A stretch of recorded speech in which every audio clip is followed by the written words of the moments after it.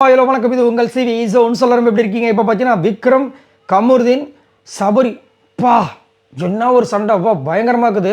பார்க்கும்போது சபரி இவ்வளோ கத்துவார்னு நம்ம நினச்சி கூட பார்த்துருக்க மாட்டோம். அந்தளவுக்கு கத்துறாரு. இவங்க உண்மையிலேயே சண்டை போடுறாங்களா இல்லை ட்ரிகர் பண்ணுறாங்கன்னு தெரியல. விக்ரம் அதிகப்படியான வார்த்தையை விடுறாரு. ஓன்றாரு. எத்தனை வாட்டி ஏன்டா அந்த வார்த்தையை வந்துட்டு கமருதீன் சொல்கிறார், நீலாம் பேசுறதுக்கு தகுதியே கிடையாது. எனக்கு தகுதி இருக்குடா மயிருன்றாரு. திரும்ப திரும்ப சொல்கிறார், டேய் வந்தனா நீ முடிஞ்சா வாடா அப்படின்றாரு. டக்குன்னு என்ன பண்ணார், பிக் பாஸ் வந்துட்டு டக்குன்னு நிறுத்துறாரு.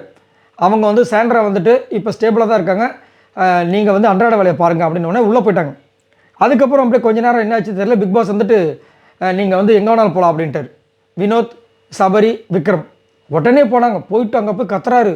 விக்ரம் இவ்வளோ பேச்சு பேசுவார்னு சத்தியமாக எதிர்பார்க்கவே இல்லை. ரொம்ப கெட்ட வார்த்தை யூஸ் பண்ணுறாரு. ஓன்ற வார்த்தையே சொல்லாத அந்த வார்த்தையா அப்படின்றாரு. நீ ஆம்பளை இருந்தால் வெளியே வாடா, என்ன வேணாலும் பண்ணுடா, நாளைக்கு சிங்கிள்ஸ் வச்சுக்கிறேன்டா, வெளியே வந்து நான் வச்சுக்கிறேன்டா சிங்கிள்ஸு, ஒன்று நீ இருக்கணும் இல்லை நான் இருக்கணுன்றாரு. என்னையா நடக்குது ஒன்றுமே புரியல. ரொம்ப கஷ்டங்க. பயந்தவங்களாம் இருந்தாங்கன்னா அது பார்த்தாங்கன்னா கண்டிப்பாக ரொம்ப கஷ்டம்.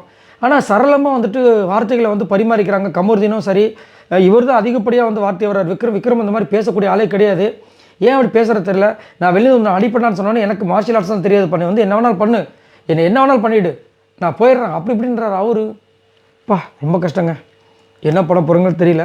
திரும்ப சண்டை போகிறாங்க. நடுவில் வேறு திவ்யா வேறு வந்துட்டு நீலாம் ஒரு பொண்ணா சி அப்படின்றாங்க. பார்க்கறதுக்கு ரொம்ப பக்குன்னு இருக்குது. இது எங்கே போய் முடிய போகுதுன்னு தெரியல. ஸோ இதை பற்றி உங்களோட கருத்துக்களை சொல்லுங்கள். ஆக்சுவலாக இப்போதைக்கு பார்த்தீங்கன்னா நம்ம திவ்யா, அதுக்கப்புறம் சுபிக்ஷா, அரோரா, விஜய், பார்வதி, கமருதீன் இந்த 5 பேர் தான் இருக்காங்க.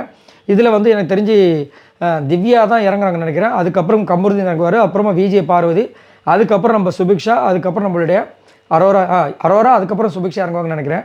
ஸோ இதை பற்றி உங்களோட கருத்துக்களை சொல்லுங்கள். ஆனால் சபரி ஒரு டைம் பற்றி பயந்து அழுதார் பாருங்க.